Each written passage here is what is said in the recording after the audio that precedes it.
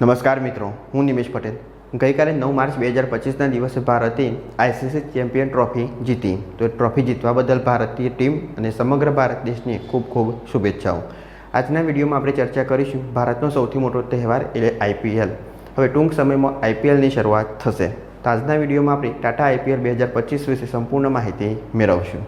એની સાથે આપણે ચર્ચા કરીએ કે ટાટા આઈપીએલ 2025માં આજે પાછળ દર્શાવેલી ટ્રોફી છે કઈ ટીમ જીતશે, સાથે સૌથી મોંઘો રિટેન કરાયેલ ખેલાડી કયો અને ટાટા આઈપીએલ 2025માં કયા ખેલાડીને સૌથી વધુ કિંમતમાં ખરીદવામાં આવ્યો એ સમગ્ર પ્રશ્નો વિશે આજના વિડીયોમાં આપણે માહિતી મેળવશું।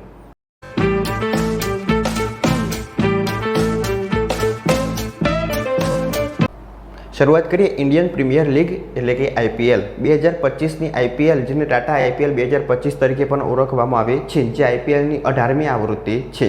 એટલે આઈપીએલની શરૂઆત 2008માં કરવામાં આવેલી હતી અને 2025માં એની 18મી આવૃત્તિ રમાશે।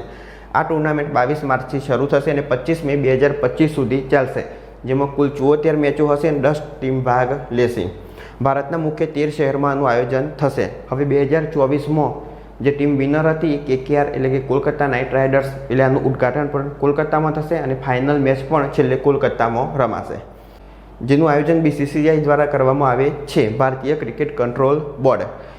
તે 2008માં પ્રથમ આવૃત્તિથી દર વર્ષે યોજાય છે। એટલે 2008માં પ્રથમ વખત આની શરૂઆત કરવામાં આવી, દર વર્ષે આનું આયોજન થાય છે। છેલ્લે કોલકાતા નાઇટ રાઇડર્સ વિનર હતું, એટલે શરૂઆત કોલકાતામાં થશે અને ફાઇનલ મેચ પણ કોલકાતાની અંદર રમાશે। કોલકાતાએ 2024માં સનરાઇઝર્સ હૈદરાબાદને ફાઇનલમાં હરાવ્યું હતું। આ વખતે જે 10 ટીમો છે એ આગળ દર્શાવેલી છે ગ્રુપ એ અને ગ્રુપ બી, જેમાં Chennai super Kings, Mumbai Indians, Kolkata night riders, Sunrisers Hyderabad, Rajasthan Royals, Gujarat Titans, royal Challenger Bangalore અને દિલ્હી કેપિટલ, પંજાબ કિંગ અને લખનઉ સુપર જાયન્ટ્સ અહીં આગળ જોઈ શકો। આ 10 ટીમો ભાગ લેશે। કુલ 74 મેચો હશે।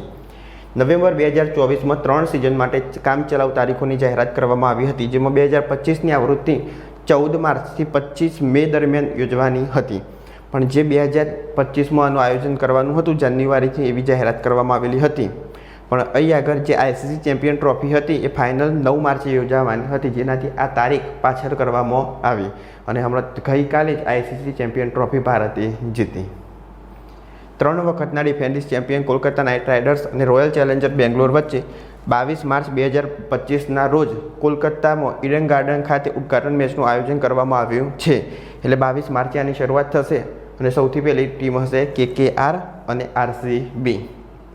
ક્વોલિફાયર 1 અને એલિમિનેટર બંને 20થી 21 મે દરમિયાન હૈદરાબાદના રાજીવ ગાંધી ઇન્ટરનેશનલ સ્ટેડિયમ ખાતે યોજાશે અને એના પછી ક્વોલિફાય 2 અને ફાઇનલ કોલકાતામાં રમાશે।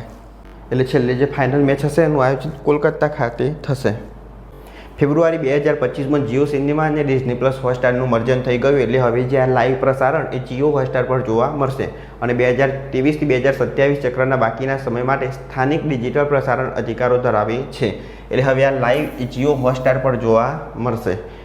વાત કરીએ આઈપીએલના ઇતિહાસમાં સૌથી મોંઘો રિટેન ખેલાડી, તો આવશે હેનરી ક્લાસેન। આઈપીએલ ઇતિહાસનો સૌથી મોંઘો રિટેન ખેલાડી બન્યો, જેને 23 કરોડ રૂપિયામાં ખરીદવામાં આવ્યો, જ્યારે વિરાટ કોહલી અનુક્રમે 21 ક્રમે સૌથી મોંઘો રિટેન ભારતીય ખેલાડી બન્યો।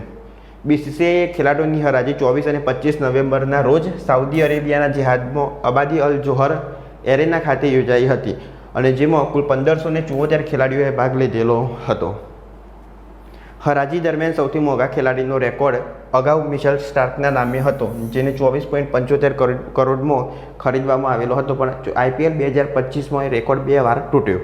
વાત કરીએ તો પ્રથમ શ્રેયસ અય્યરને પંજાબ દ્વારા 26.75 કરોડમાં ખરીદવામાં આવ્યો અને રિષભ પંતને લખનઉ સુપર જાયન્ટ દ્વારા 27 કરોડમાં ખરીદવામાં આવ્યો।